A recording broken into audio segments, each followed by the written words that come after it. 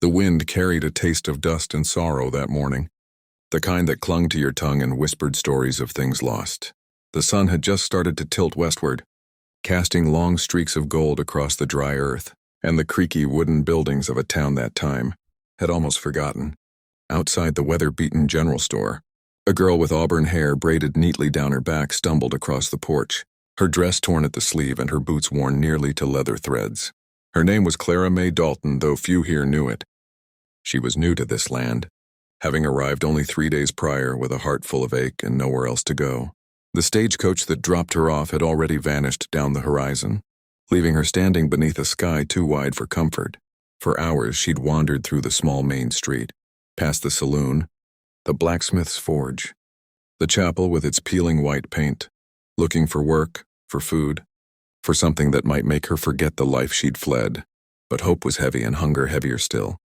When she finally made her way toward the general store, her vision blurred, her knees buckled, and the world spun away from her like a wagon wheel loosed from its axle. The last thing she heard before darkness took her was the faint echo of boots striking the dusty ground and a low, steady voice calling her name, though she couldn't remember ever telling it to anyone. The man who caught her before she hit the ground was as much a mystery to her as she was to this place. He was tall, his frame broad beneath a faded denim shirt, the scent of leather and saddle soap rising faintly from him. His hat shadowed his eyes, but his jaw was strong, his grip gentle as he cradled her like something precious. "Easy now," he murmured, his voice rough as gravel yet warm enough to thaw frost. "You're safe." He carried her inside the store, the bell above the door, giving a tired jingle that stirred the old shopkeeper from behind the counter. "She's fainted," the cowboy said simply, laying her down on a bench near the window where the sunlight pooled. The shopkeeper, a wiry man named Mr. Ellison, fetched a basin of water and muttered something about the heat. The cowboy took off his hat, knelt beside her, and dipped a cloth in cool water, pressing it gently to her forehead. Her lashes fluttered, and when her eyes opened, she saw his in dark, steady, like a night sky untroubled by storm. Where am I?" she whispered. Her voice was barely a sound. "In Silver Creek," he said softly. "You collapsed out front. You've been out for a spell." She blinked, confusion and shame mingling behind her pale blue eyes. "I'm sorry," she murmured. "I didn't mean to cause trouble. I haven't eaten since yesterday. Maybe longer." The cowboy stood, reaching into his pocket for a few coins, and handed them to Mr. Ellison. "Give her some bread. Maybe a bit of jerky if you've got it. Don't have to pay for that, Luke," Ellison said, eyeing the girl with a trace of pity.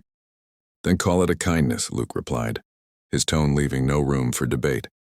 Clara tried to protest, but her stomach growled before she could form the words, betraying her need.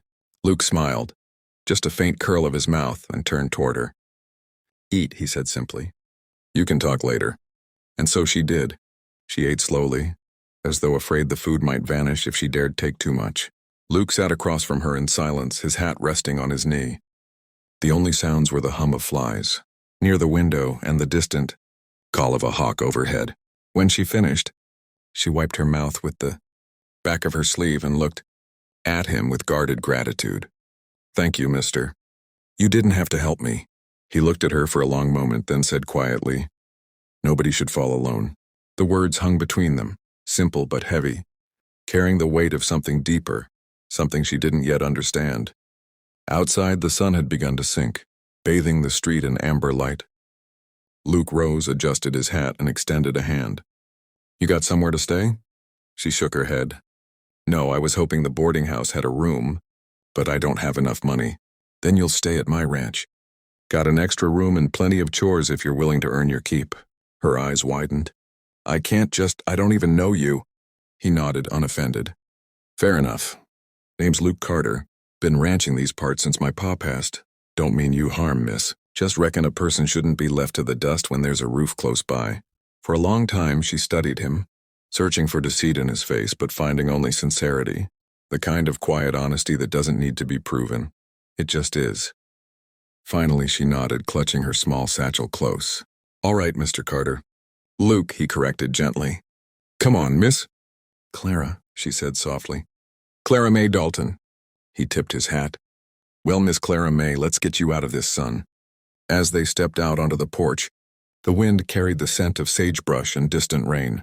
The town of Silver Creek stretched quiet before them, a line of wooden buildings, and dust trails leading to nowhere. Yet as Clara followed Luke toward his waiting horse and wagon, something stirred inside her chest.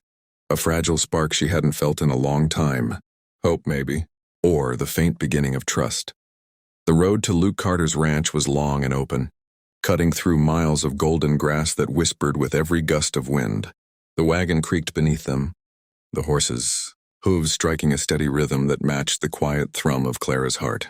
She sat beside him, her hands folded in her lap, clutching her satchel like it held her last piece of safety. The sun had nearly dipped below the horizon now, leaving the world drenched in amber and violet hues. In the distance, the ranch came into view, a sturdy wooden house with smoke rising gently from its chimney. A